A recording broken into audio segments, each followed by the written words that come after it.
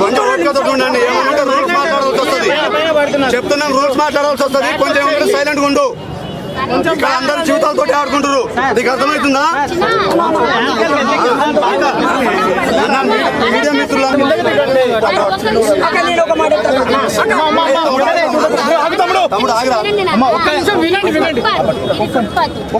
Traffic jam అవుతుంది. దీనివల్ల మన వల్ల ఇంకోటి ఇబ్బంది. మన సమస్యలు ఏంటనేది తీర్చే నాయకుడు మనకు వచ్చాడు. ఇవాళ ఆయన వచ్చారు, అందరూ తీసుకోవాలి కదా.